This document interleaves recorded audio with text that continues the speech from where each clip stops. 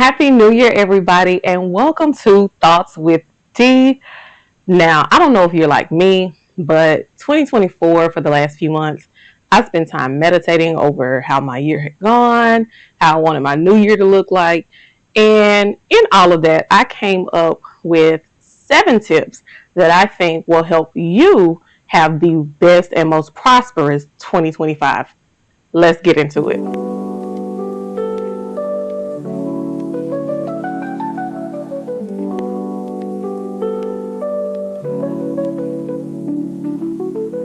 Now, one of the things that I struggled with in 2024 was action. I have all these grand ideas, but put no action into it whatsoever. So, the first tip that I have for myself and for you is be intentional. And I'm pretty sure you're wondering what I mean by that. Be intentional with your actions. Be intentional with the way that you dress, the way that you look. Be intentional with people that you have in your life. When you know what your intentions are, meaning you have thought about it, you have the vision, you have all of that. Now, be intentional with it. Put some action behind it, because I promise you, I never imagined that I wanted to do content creation, any of that. But in 2025, this is my year of content creation. You're going to get videos on a daily basis for the month of January. And then who knows what's going to happen after that. But be intentional with what you want to do, how you want your year to look, and go forward with it. Don't be afraid. Don't talk yourself out of it. Be intentional by saying, I want to do this, and this is the action I'm going to take to get there. Be intentional. I promise you, it's going to help me the same way it's going to help you. Another thing that I struggled with last year was being me, but being the authentic version of me that I wanted to be. I let a lot of people's voices, just that talking and nagging, like kind of seep in between my ears and got me off course of where I wanted to be. And one of the things that I was not was authentic, and it was mainly towards the middle of the year. I wasn't authentic with myself. I wasn't authentic with other people. It was like I was putting on a show just for just to get along with the get along. Y'all know what I'm talking about. But this year, my second point for you guys is to be authentic. Be authentically you. One of the reasons why I wasn't as authentic as I wanted to be was because I was trying my best not to hurt people's feelings. I was trying to be more considerate of others. But in being considerate of others, I took it too far, and I was not considerate of myself. So this year, I'm being authentically me. Whether you like it, dislike it, neutral about it, if you're one of my friends or whatever, you're just going to have to get over it, because I have to be me. And that's the only way I can be, because I want to make sure that in my intentions, I want to be a happy version of D. And the only way I can do that is by being authentically me, going for what I want, not listening to naysayers, because that was something else. People are like, oh, well, I wouldn't do that. I am not you. You are not me. That's why I'm going to make sure in 2025, I am the authentic Darissa. My third tip for you, it is one that everybody always talks about. And I mean, they talk about it, but they never really do it. And that is taking time for you. Take time for yourself. In 2025, you need to make sure that you are doing your self-care, whether it's at home, at the spa, wherever. Take time for you.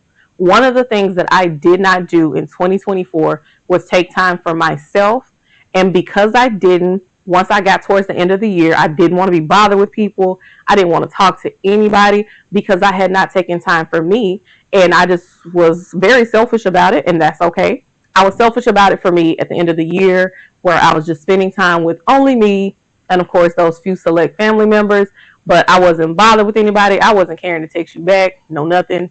None of that. So in 2025, you, like me, will be taking time for yourself, because that is something that you need all throughout the year, not just in the month of January, but all year long. Take time for you. And also, tell me in the comments, what are some self-care things that you like to do that maybe I can add to my repertoire? I'm always open for ideas. And tip number 4, it's not your typical little this is going to help your 2025 or your year improve to, like, the grandest of what you want. But know when to say when. I've had a lot of times that people have asked me to do things and I'm like, oh, well, I need to do it because there's nobody else to do it. And that was like my thought process. But now I know when to say no. I know when to say I don't have time to do that. I know when to say I have to make me a priority and I'm sorry, that doesn't align with what I have planned for myself. Know when to say when.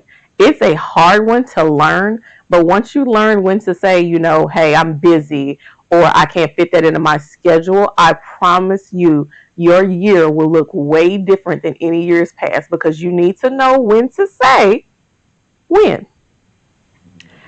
Tip number 5. It may be hard, but you need to learn how to say no. Say no when someone makes you uncomfortable by asking you to do something. If you're like me and you go to church, a lot of times people want you to do stuff because when they see that you are faithful and that you are going to be there, they want to say, can you do this? Can you, help me do this? Learn how to say no. One year, I can't remember which year it was, but I said yes to everything for a whole year.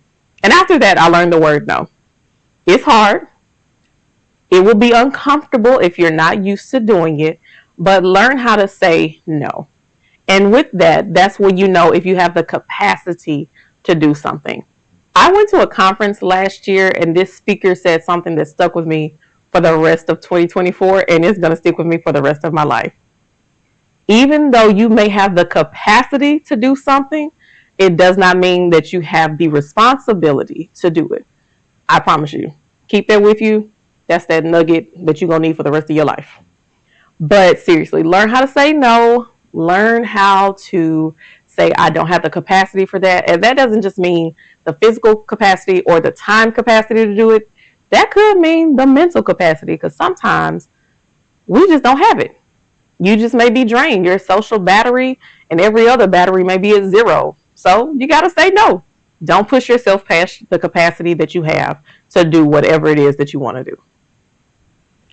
Tip number 6, your mental health matters. I am a believer in Christ. I love the Lord with all my heart. But I had a time where I needed some therapy, and I did the therapy. I will always advocate for therapy. You can have therapy and Jesus, okay? Jesus and therapy, it works for you. Do it. Do what you need to make sure that you are okay. Your mental health matters, your physical health matters, your emotional health matters. You need to be focusing on your mental health so that depending on what you want to do with your life, you're good to go. I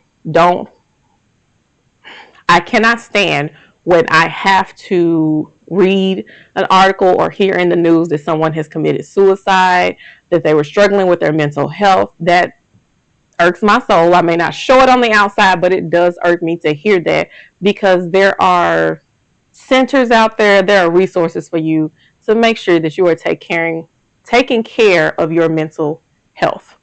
So again, your mental health matters. Go see a therapist.